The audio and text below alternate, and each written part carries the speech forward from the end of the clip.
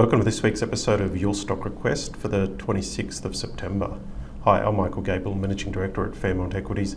Your Stock Request is the weekly video where I take your requests and analyse the share price charts. So this week we have Eagers Automotive, Appen, Deep Yellow, Mirvac and Telix Pharmaceuticals. So if you have a request, please send it through. Make sure you've signed up to the free newsletter, but our best recommendations come out on Tuesday in the Dynamic Investor Report, so please make sure you're getting that report. But if you do enjoy these videos, we'd love you to share them on social media or even leave us a review. Our main business is in portfolio management, so if you'd like to have a broking account with me, then please give me a call. And the advice is general only. So this is APE. We could see that it had started trending lower before that big drop in May.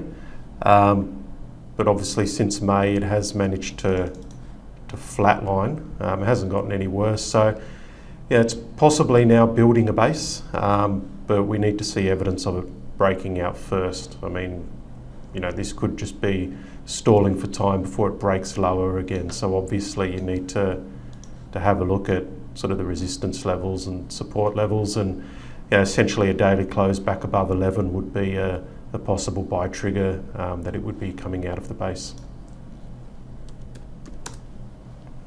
Okay, Appen, so we could see that we had this sort of cooling off here on extremely low volumes, and then we had the big upside break on massive volume, so that would have been the buy signal.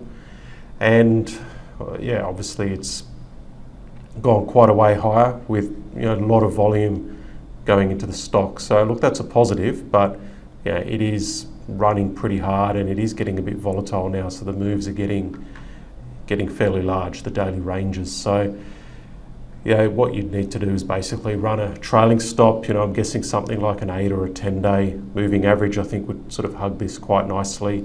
So it's just a case of sticking in there until you get taken out on your stop. Deep Yellow, so we had this pullback here, sort of May to August. Interestingly, we had in September, early September, the shares went to a marginally new low and then bounced pretty hard while we had this bullish divergence. So it went to a new low, but we had some bullish divergence there. So, that was, I guess, the most recent sort of buy signal, or the initial buy signal, and then recently you've had this sort of break of the downtrend line and retest. So look, now it's running pretty hard, good volumes coming in, so you'd be looking for a fairly sizable recovery. So at the moment it's just a buy the dip situation. Mirvac, so I mean, pretty volatile over the sort of past year and a bit. We're talking huge swings up and down. Most recently we could see it's run pretty hard here, but there is a gap.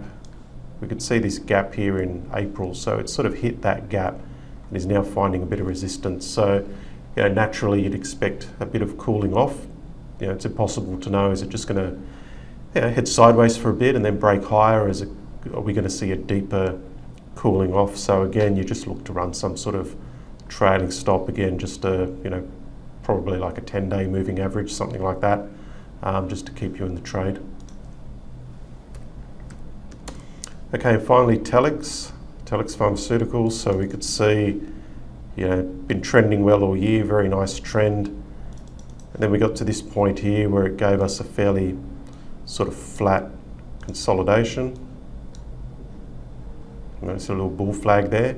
And now it's been, in the most recent few days, it's been rallying hard again on good volume. So it sort of popped to the upside of this consolidation. So now it's just getting back into the uptrend, most likely. So again, it just looks like something that you'd be sort of buying on any dips now.